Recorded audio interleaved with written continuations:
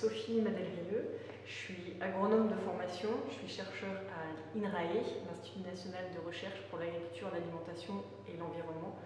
au laboratoire Écosystèmes et Sociétés en montagne à Grenoble.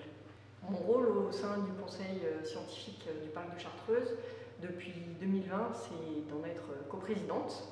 sachant que je suis membre de ce conseil depuis 2016 et qu'il a évolué puisque désormais c'est un conseil scientifique commun au parc naturel régional de Chartreuse et à la réserve nationale des Hauts-de-Chartreuse. Les principaux travaux qu'on a mis en place depuis 2020, ça a déjà été de se connaître entre les différents membres du conseil scientifique, puisqu'il y a eu un renouvellement à ce moment-là, de se faire connaître de l'équipe technique et des élus.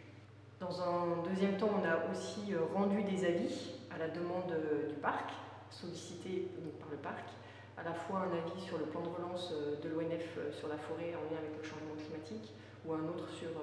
un renouvellement d'extension de carrière. Et enfin, on a essayé de saisir d'une thématique qui serait la plus transversale possible aux différents membres du conseil scientifique pour porter les premiers projets du conseil scientifique. Et donc on a choisi de travailler sur l'eau comme commun. Les relations entre les membres du conseil scientifique et le parc, elles sont variables selon les membres du conseil scientifique. Donc il y a des relations quand même privilégiées entre la présidence et également le bureau. Donc on a un bureau constitué de 4 membres du conseil scientifique, experts, plus les 2 animatrices du conseil scientifique, donc la conservatrice de la réserve et l'animatrice côté parc. Elles sont un peu plus ténues pour les autres membres du conseil scientifique, mais on a mis en œuvre des actions pour faire davantage connaître les différents membres du conseil scientifique, et ensuite chacun peut être sollicité ou mobilisé de manière privilégiée par certains des chargés de mission selon les projets.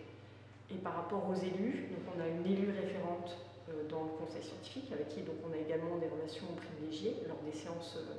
qui se tiennent au niveau du conseil scientifique. Et ensuite, on essaye, au niveau de la coprésidence, nous-mêmes d'assister, de participer aux bureaux syndicaux et aux comités syndicaux. Pour faciliter donc, les échanges entre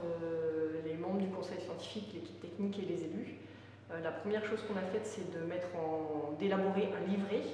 de présentation du conseil scientifique et de ses membres, à la fois pour rappeler ses missions et puis se présenter individuellement et de préciser également les compétences des différents membres sur les différents axes de la nouvelle charte du parc. On a retravaillé un règlement intérieur qui n'avait pas été mis à jour voilà, pour bien réexpliciter tout ça aussi dans le règlement intérieur qui a été validé en comité syndical. Et on a mis en place une feuille de route pour les 5 ans de notre mandat. Par rapport à l'équipe technique, on a aussi organisé lors d'une des séances de conseil scientifique une demi-journée d'interconnaissance où tous les chargés de mission et les membres du conseil scientifique étaient présents et ont pu se rencontrer pour que voilà, chaque chargé de mission identifie de manière privilégiée les membres du conseil scientifique